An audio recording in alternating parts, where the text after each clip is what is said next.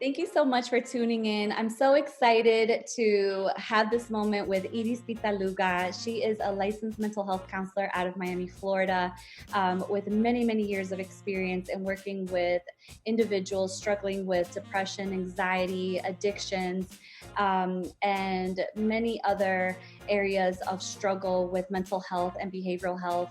I actually have gone through one of her programs that she designed called the Resistance Breaker, and we will definitely share more about that shortly. For those that don't know, my name is Jessica Arenas. I am a marketing specialist, but beside from that, I am someone that truly believes and advocates for mental health and being proactive in your self-development. And Edie's was someone that was placed in my path on the journey of searching for that. And I've had the pleasure to not only work with her as a professional, but also work through her program. And I truly believe in the work that she's doing. She has this amazing book called The Reflections of Your Mirror, and she will be sharing more about that shortly. So just tune in, hang tight, and you'll see and get to know more of her throughout some other videos that we'll be recording. And we hope you enjoy. We hope that you get some help through this. And I know that you will get a lot of insight through this time that you're with us. So Edie's, without further ado, do you want to share a little bit about Reflections of Your Mirror? First, let me say that I'm so happy that you're doing this with me. Jesse, I couldn't have picked a better person because you've been with me through the whole, all the roots of, what created this book. And it's been a long journey, and I really appreciate that you're doing this. Okay. So, okay, the reflection of your mirror. I mean, as the title says, Jesse, the reflection of your mirror is how we look at ourselves. And what I focus more in the book is our distorted realities. And that's how we call it in psychology. And it's pretty much the layers of belief systems that we have acquired through our entire life, mostly for the first 7 years of our lives, from 0 through 7, even though we continue acquiring, more of those layers as we grow older. But these are belief systems that do not coincide with our authentic self. So what happens is that our mirror becomes a bunch of lies, things that we tell ourselves that are not correct, things that we perceive about ourselves and about the world outside. Mm-hmm. So when we look at ourselves in the mirror, we see something that we're not, for the most part. I mean, we see a lot of truth, but we also see a lot of the lies of the way we think, mostly generated by fear. Yeah. So the intention of the book is to help people. And one of the reasons why I came up with this idea is because as a mental health provider, from the beginning of my practice, my biggest frustration was to help people see what they were doing to themselves and to make those changes. I would look at people and I would see so many qualities and so many virtues, but people would not see them. They were stuck. Yeah. They were stuck into their own beliefs, into their own perceptions, and they behave because we behave according to what we believe. Right. Because our belief system is what generates our thinking and our emotions, and then we put that into actions, and then when we put that into actions, we get a feedback or consequences. So pretty much the reflections of your mirror is a way of helping people see themselves for their authentic self.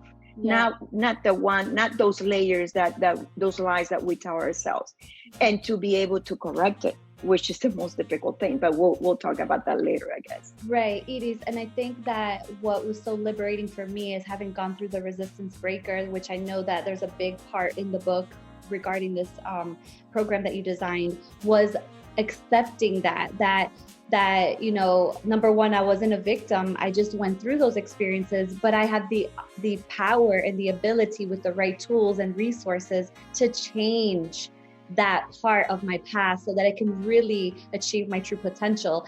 And before you know, I would hear the Tony Robbins of the world and the Deepak Chopras, and I had read the Louise Hayes. And so like when I met you, because you have a lot of those values and principles of just like surrendering and equipping yourself and moving forward, that just was perfect for me, because I never knew how to apply that to my life. I knew the resources existed, but it's like, how do I get started? So can you, it leads me to my very first question. It's, why do you think change is so hard for people to accept? I think change is the most difficult thing that people deal with. Changing your habits of thinking, your habits of perceiving, and of course your actions.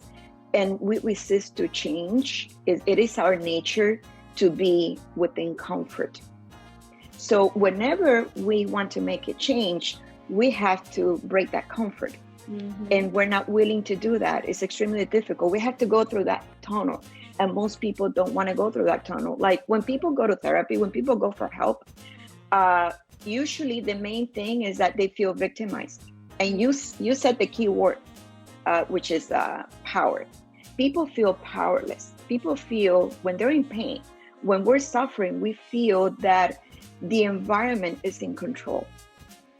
And we have no control over what's happening to us. Yeah. So we're in pain and we feel victimized. And in that role of being a victim, what we want to do is change other people or change the circumstances. But in reality, we are the ones that need to change the way we act and the way we think in order to change our reality. Yes. But that's what people don't want to hear. It's extremely difficult. And if you want to know how difficult it is, just think of, your own life, your friends, your parents, your siblings, your partners. Whenever they confront you about something they know is true about yourself and it's a character defect, what is it that we do? We become defensive. Yes. We fight about it. We don't want to see it.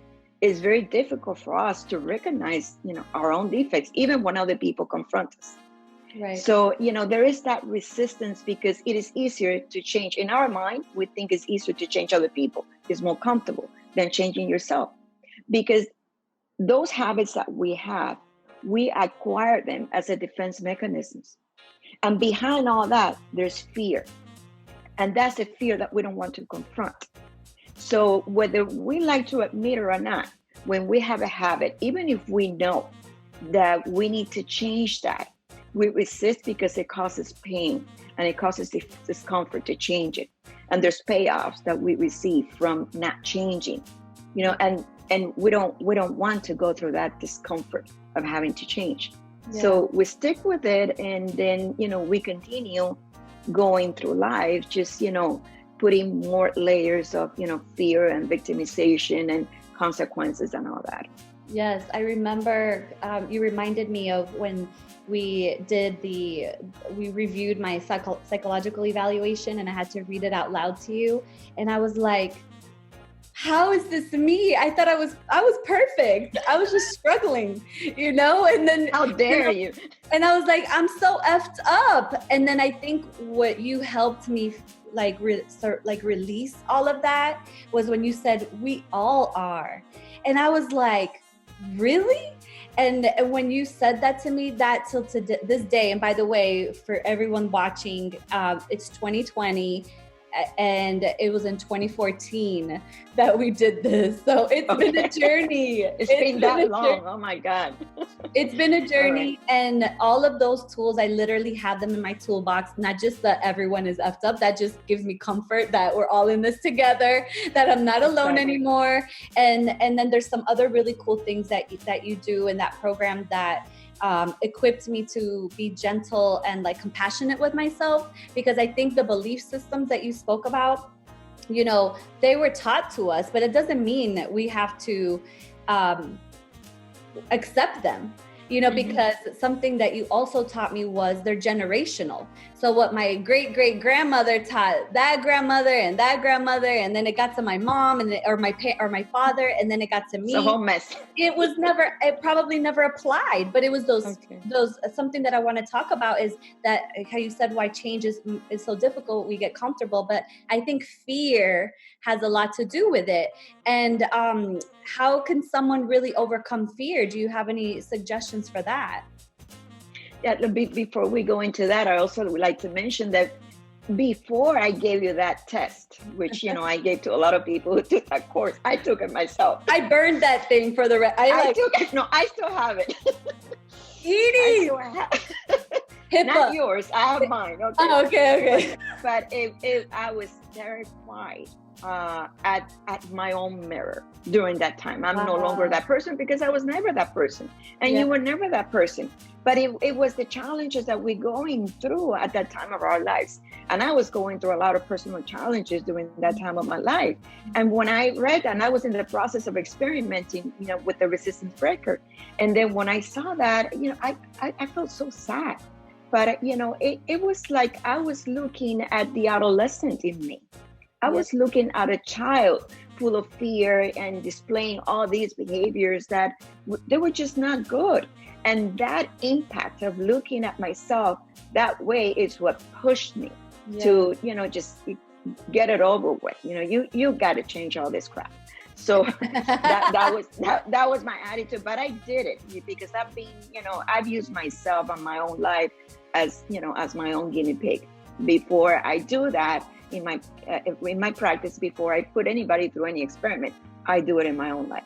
And I felt that gave me more credibility, and I could have more compassion for the people when they went through their own evaluation. So let's go back to your question. You said something about fear, and I already forgot. What was the question? Let me go back to it because I forgot to. Because just by you saying that part, I was just like, "Ooh, this is so good for people to understand that, And just because for those that are watching that probably don't know, and Edie's, that I represented therapists all over South Florida, part of the country, in Latin America, and something that you were my very first client, and you were my very first colleague and close friend and like mentor in this industry, coming from the entertainment industry. I remember you were saying, like, how can I recommend this if I'm not doing my own work? How deeper can I get with my clients? How can I lead them there if I haven't gone there within myself? And I was like, that makes perfect sense. Like, how can someone suggest that I face my deepest, darkest fears if they haven't done it within themselves? And I think that also gave me a lot of empowerment in working on myself with you as a support system. And I think that speaks a lot to who you are as an individual and as a professional. And I think that's just beautiful. I think that people that are looking for help, looking for resources, while they're reading the reflections of your mirror, that they can use this as a tool with their therapist, and that while they're searching for a therapist, that they also keep that in mind, that they don't have to just go with the first person that pops up. They can interview that person, and they can make sure that they're also doing their own work, because they're not going to let you they can only lead you so far. And if you need to go deeper, they're only going to just keep you stagnant. Yeah, I'm a firm believer in that. And then that, I practice that from the very beginning. Of course, the more I practice, the more I have become more aware. But I don't think a therapist can do a good job unless they do the work on themselves. The clients need to see that you're vulnerable, because that's the way they will feel safe enough to open up to you and to feel and to show their own vulnerability. And that's the way that you can guide a person by just being real. Yes. And that's very difficult, because in our profession, they don't teach you that. On the contrary, they teach you to set like very strict boundaries and and have a certain position, and it's just it doesn't lead people to feel comfortable and opening up, because it's a very difficult journey to do that. Right. So then, okay, perfect. So the question that we started with was, how can someone overcome fear? Oh my God.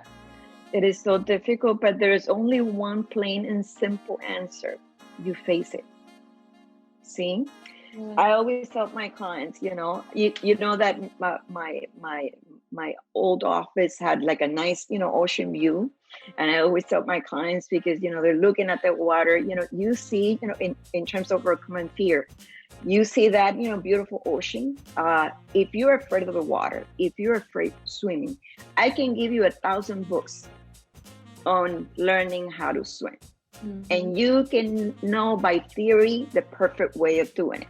However, unless you jump yourself in the water and you feel that in your skin and your heartbeat and you feel that fear and that anxiety that provokes something to do something that terrifies you, you're not going to be able to overcome it, because there is a process that we go through while we're facing that fear. Yes, there is anxiety. There is an intensity of anxiety that you go through when you take the action that you are frightened about. However, biochemically, your body needs to go through that because you go through changes. Yes. When you engage. We can, in our imagination, we can do wonderful things. I mean, you can sing, you can dance, you can do whatever in your imagination, but unless your body goes through that action, there is no changes that will occur. Mm-hmm. I love this phrase, by Dr. Dispenza. He always says, that he's one of, my favorite authors. And he always says, knowledge is for the brain and experience is for the body. Nice. So the brain can acquire whatever amount of knowledge that, that you want to, but that's all theoretical. Unless you put your body through the experience that you already know in your brain, you're not going to change. Yes. You're just going to continue repeating and lecturing other people and always saying the right thing, but you're showing with your behavior that you haven't learned anything. Right. Because you have to. So we fear taking that action. How many times you thought about, learning something new?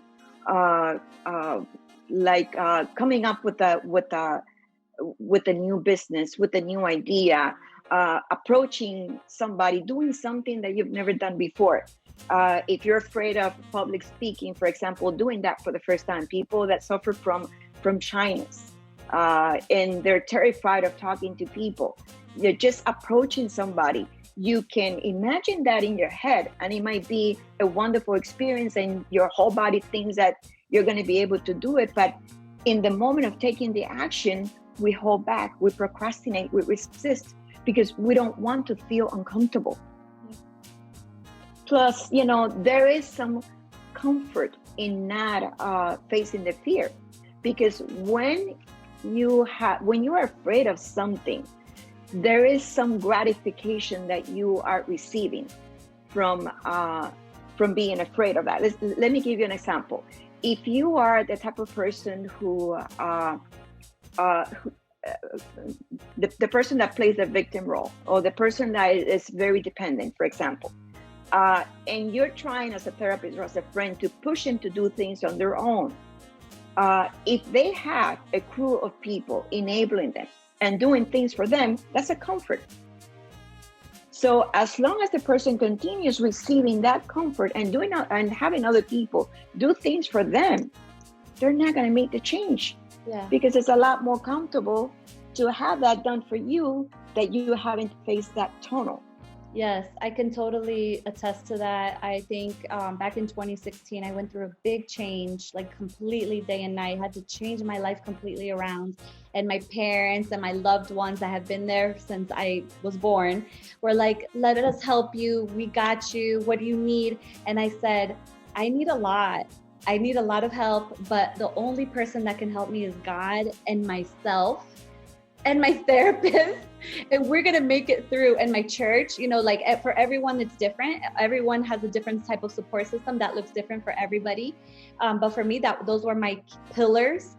And I knew I had to put my body through it. I had to remove myself from that situation. I had to put myself in a new environment. I had to give myself that opportunity to make that change. That it was a radical change that I knew I had to make if I wanted to reach those goals that I knew that were clear, that were my desires for many years. And you know about those intimately. And today I Mhm. have them, and today I'm Yes, you living. do. It's incredible. Like literally when you step out in fear and you face those fears, and the pain is real, but it's not forever. It's temporary. It's only momentarily. I don't know how long, but it's not going to last forever. And I bet you once you step out into that possibility for something better, because you know where you're at is not healthy, you start seeing things just change around you, and you're lighter, you're happier, you're joyful, you meet new people come into your life and new experiences, and those business opportunities come in, and you end up like in another country, and you're like, what? So I think that's very important to something that I love about your practice and the way that you apply this to your work with your clients is the neurological, the way that the brain works and the body, the mind body connection. I think people forget that. They think that whatever my mind says and tells me, that's it. But what about Mhm. your body when you start having this pain in your back and you don't lift anything physically? Like you don't do labor outside, but your shoulders are aching and you haven't worked out in a long time. But can you talk a little bit about like how pain in your body, how your body does tell you that perhaps it's something more? Mhm. Yeah, I totally I'm a firm believer that the body, the body talks to you, and pain is the signal that your body gives you of things that you might not be aware of. And I'm not a medical doctor, but I do believe, based on what I've learned and based on what I know of my own life and the life of many other people, that every physical pain, every physical illness is related to your emotions, because your emotions, our body's supposed to be free. And whenever there is no freedom, the emotions are compressed. Mhm. And whenever the emotions get compressed, they become toxic. They become poison to your body, and they locate in different areas of your body, and you show the pain in your most vulnerable area, whatever that, through because of genetics. We all have vulnerable areas in our body, so the emotions show. So we should be able to listen to our body and understand what is my body telling me. If I have, if I suffer from migraine headaches, if I have neck pain, if I have back pain, if I have stomach problems, most of the time, what is happening to my body? We immediately go to the doctor to get a pill and keep that pain quiet, keep the symptom quiet. But the symptom is, our most wonderful tool, because the symptom is what's telling you that there's something going on that you are not giving attention to, and that's caused mainly by stress. And chronic stress is like the number one cause of most body disease. And many times people get to physical pain after having been exposed to clinical depression for years. And they have not been able to recognize a depression, for example, or they have not been able to identify the anxiety. And sometimes you even ask them, are you stressed? And they tell you no. But then you see all these body symptoms. And that's because we're in denial, and we're not in denial when we're not connected with our emotional self. Then the body shows symptoms, Yeah. and we don't realize that everything is just interconnected, and we need to uh, pay attention to ourselves instead of trying to quiet the pain that we're feeling, because your body is can be your best friend Absolutely. in that sense. Yes.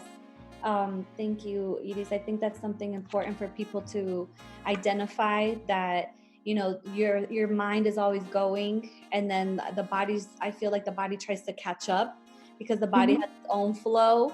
And for me, I had pain in my teeth because I grinded them from the stress. And then I developed a polyp in my throat because I wasn't able to voice the things that I needed to express in that season of my life.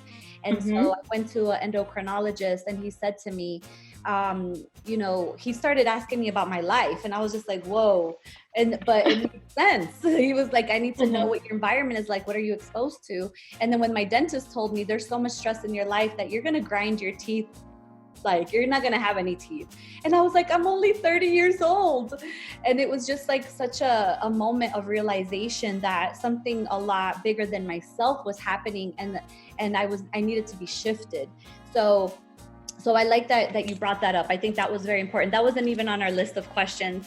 But as I look up for the next question, I remembered that another, advocate of healing and someone that's very well respected in the self-help journey or world, I should say, is the late Dr. Wayne Dyer. I know you and I share a love and respect for him and for Louise Hay. Because you mentioned the other author that you like, but there was a book of his that I read before I met you, and I ended up losing it on a plane. But it talked about, he just has so many parallels to my life. And I think that even when you are searching subconsciously, you might not even call the therapist yet. You might not even call a friend for help, but you've just been sitting in this pain and this like wonder of, what if my life, how different would my life be if I stepped out in fear and in boldness and in courage, but you just don't know how to take that step. Like, the universe or God or whatever you believe in, like brings these resources. But it just reminded me that we had shared that also common about Dr. Wayne Dyer. Is there anything you want to add to that while I pull up the next question? What was that book? What was the first book? I'm on the Hay House. Was it The Power of Intention? I think so. Is this it? No. Or the erroneous zone? It was back in 2011. It's okay. Yes. Because I know most of his books. I mean, he's like, an angel to me. I know. Because, with his, work, there's a lot of, parallels and, both in my personal life and my professional life. He was like a guiding angel, and we miss him. Yes. Yeah. I didn't know that you had parallels too. I learned that later on. Yes. Like my father was going to be a priest, and my dad's name is Francisco. And remember that he took that pilgrimage. Did you know about that part? And so I was like, what? This is weird. So just like things that he shared in that book, I can't find it right now, but I'll share it with you offline. Okay. But it was, I don't know if it was The Shift. I can't remember. It could have been The Shift. I just remember the cover of it, and back in 2011, maybe I should Google. And I just ordered my daughter The Unstoppable Me. He does children's books as well. He does. He did. And so I want to start encouraging Abigail in that area. You should. Yes. So she knows that she's unstoppable. So the next question that we wanted to mention were just giving some practical tools in terms of steps that someone can take in starting to make that change in their lives. Like how would you suggest someone that is like, that knows that they have something greater, but they're stuck in this like dark, season in their lives for a long time, maybe years. What was the first 2 or 3 things that they should do? Well, the key, the first step should always be self-awareness. And that was my intention, my main intention in writing the book. Because I think a lot of people are just blinded. They're in denial. They don't know. They're just in pain. Yes. And that pain could be that they're physically ill, or that, they're obese, or they're having an addiction, or they're having a lot of problems in their relationships, or domestic violence, or, you name it. But people don't realize that how much power they have into their experiences and into their suffering. So the idea of the book, or one of the ideas of the book, or the intentions, is to bring about awakening, to tell people, listen, yes, you are in pain, and I want you to stop having that pain, but you got to do the work, because that pain, you are producing it yourself, whether you like to admit it or not. So that's my first intention, to deliver that message, so people stop looking at the outside, looking at the environment and other people and the consequences, and stop saying, why is this happening to me? And instead of saying, why is this happening to me, what am I doing to create this type of situation in your life, in my life? What am I doing to continue bringing about these relationships that they're repetitive cycles? Why do I keep back going to the same thing? So it's, it's like empowering to know, even if you don't know how to do it, that you got something to do with your life. That life that you are experiencing, whether it's sad or happy or whatever, you are co-creating it. Yeah. So at least, give yourself that opportunity. And once you realize that, or once you question yourself, because the first thing is to question yourself, stop blaming, stop nagging, stop complaining, and stop being so negative about that life, and ask yourself, why am I co-producing here? Yeah. So once you get to that point, get help. Talk about it. Talk to somebody. In your case, and in my case too, was a book. See, yes. Sometimes, the books, you go to the bookstore, you go somewhere, and they're like, big neon signs, please buy me. And that was in my own experience and in your experience, and and that's the experience of many people. But sometimes you need to talk about it. You need to tell a friend.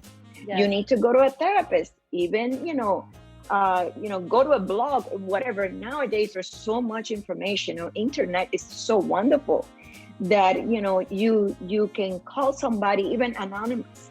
There's a lot of things that you can do, but take some action. Don't stay with your pain. Don't stay with your misery. Don't stay with your fear. Don't stay with the situation that makes you suffer. But to make that step, like if you're, in an abusive relationship, if you are, if you have an addiction and you don't recognize, how severe it is or how bad it is, the first step is take action. Just don't read as much as you can, watch videos, go to a retreat. If you have some sort of spiritual belief, go to the people that believe the same thing you do, and try to find somebody that you can trust to open up, be vulnerable, be authentic, and show your pain. And if you try little by little, the universe, God, whatever you want to you call, your spiritual guidance is going to guide you through the right avenues. Things are going to come your way if you look for them. But you got to take that first action. And the first action is that I am the one causing this to myself. I don't like to hear it. I would love to blame somebody else. I would love to blame my upbringing, my parents, my society, my culture, the government, whatever. But it's very comfortable to blame, but it is not the reality. The reality is that we are the creators of our life. Absolutely. Whether we like to admit it or not. And we need to start from there. That's wonderful, Iris. I think those are, so I just want to recap. The first one was self-awareness. The second one was speak to someone. And then the third one. Well, basically what I said is just take action. Take action. Learn, take action, confront yourself. Yes. Don't stay with the idea that something else bigger than yourself is causing this. Continue searching. Yes. Continue asking for help. If you go to a therapist that you don't like it, because you don't have to click with the therapist. It's another relationship. You have to have some chemistry. If you go to one person and it doesn't go well, go to somebody else. Go to a group. Search for help. Search for somebody to listen to you and to share, until eventually, the first time it might not be the right answer, but it might lead you to the second step. All we know and all we have is the next step right in front of us. Looking at things, ahead of time is not the right thing. It's like having, those, aspirations, like, long-term goals In this case, when it comes to, getting to know yourself and dealing with your emotions and all that, and dealing with fear specifically, don't look in terms of long term. Just take the next step right in front of you. And that next step is going to guide you to the next one and the next one and the next one. But take action. Whatever you do, take action. And do not accept that somebody else is to blame for what's happening to you. Accept the experiences that you are having as a lesson, as something that is helping you in your way of growing up, in your way of discovering yourself, in your way of becoming a better and a happier person. See, we look at challenges in life as problems, and challenges are nothing other than opportunities for growth. And when life continues bringing you the same challenges with the same name and the last name, it's trying to tell you something. And you need to ask you, what am I repeating these cycles? What is this trying to teach me? Obviously, you're not passing the test because life is bringing it back to you. If you keep handling it the same way, life is going to bring it back to you again and again until you learn how to handle it properly. And eventually, when you do, then you will be moved on to the next step. Does that make sense? Yes, it makes sense. I think that's, I think people traditionally have like this long list of what they need to do to check off to get to that goal, but it's very practical. It's like self-awareness, reach out to someone, take action, and apply it and keep searching, because I think it's not like a one-stop shop. Like because the challenges come, it's a journey. It's ups and downs, and it's how do we overcome those downs to get back to the up and keep growing, and having like that understanding that we're never going to reach perfection. If anything, it's just accepting ourselves and loving ourselves in the process, and knowing that we can do better when we make the not the best choices, and knowing, and that's what self-awareness unlocks. I feel like it unlocks that ability to have that compassion as we're still searching. So I think that's beautiful. I think people are gonna love everything that we shared today. Just before we end, I think it's important for people to know, when do you anticipate the book to be launched? We obviously, where this video is living, which will be IGTV and YouTube and Facebook, we'll be posting on there and sharing that on our own pages, but mostly on the Reflections of Your Mirror Instagram and Facebook. But when do you anticipate the book to be out? And can we switch it to Spanish a little bit, just so that our Spanish viewers or those that are bilingual can also get that information? Okay, the book, hopefully, we're expecting that that will take place in January. The Spanish book is a little bit more behind because it's being, translated. The original book is in English, so it's being translated. So hopefully we'll get both. My objective is to get both out at the same time, so people can, have the choice of buying it both in English and Spanish. So let me, translate now to Spanish. So el libro va a ser en inglés y español, y el libro en español está un poquito más atrasadito porque está siendo traducido ahora. Pero si todo va bien, esperamos que ya en enero los dos salgan a la vez. El libro en español, déjame ver porque a veces me cuesta Yo te ayudo, aquí nos ayuda. El título en español es frente a mi espejo, ¿no? Ahora mi misma se me olvidó. Reflexiones en mi espejo, la reflexión en mi espejo. However, okay. I think it depends more like where you're from, how you would say it, pero las dos son lo mismo. Y básicamente, para resumir todo lo que hemos dicho en inglés, el libro es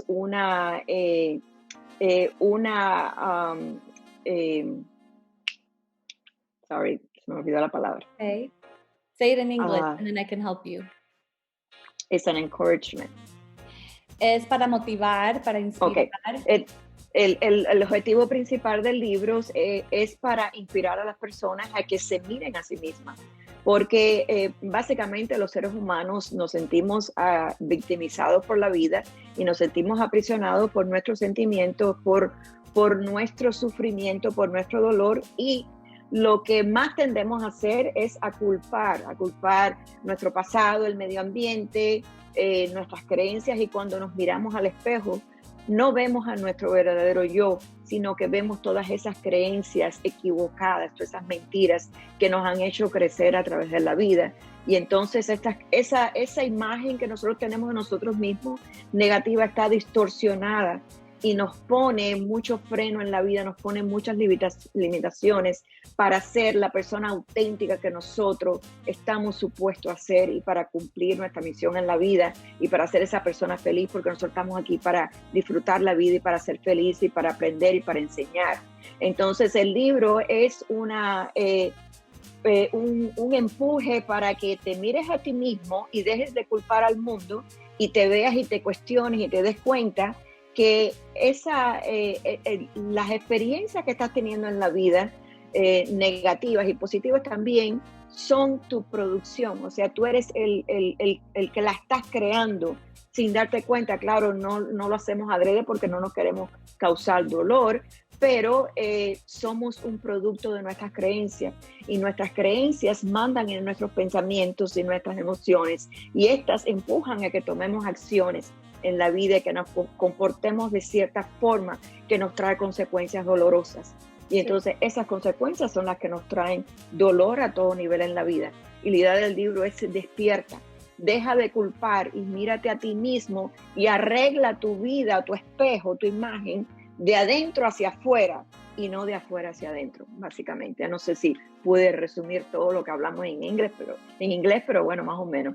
Sí, no, creo que lo pusiste muy claro.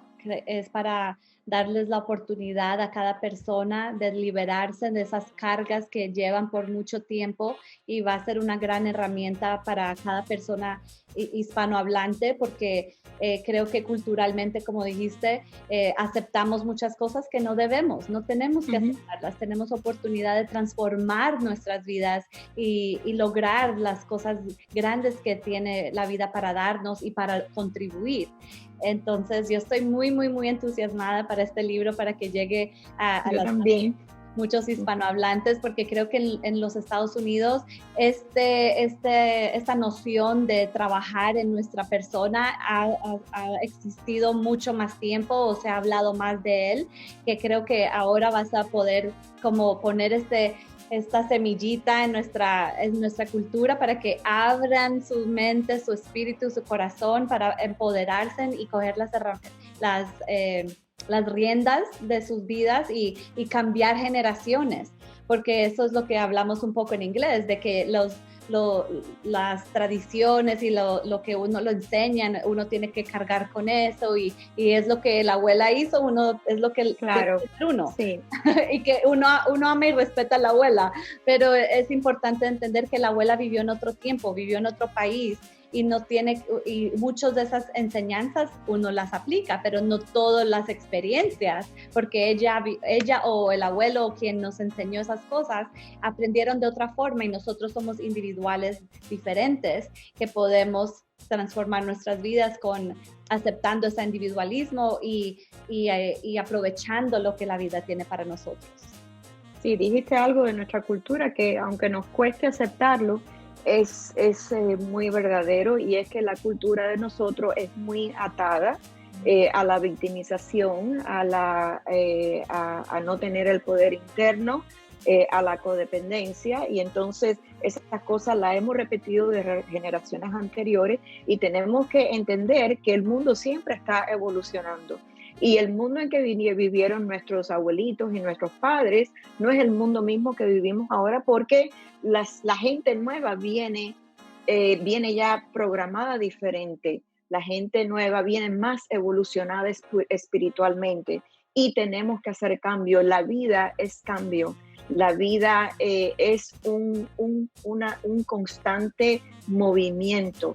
Y cuando no cambiamos, un punto importante que no lo dijimos en inglés, pero lo quiero decir, las personas piensan que cuando no cambian están seguras y se mantienen en su zona de confort, pero eso no es la realidad.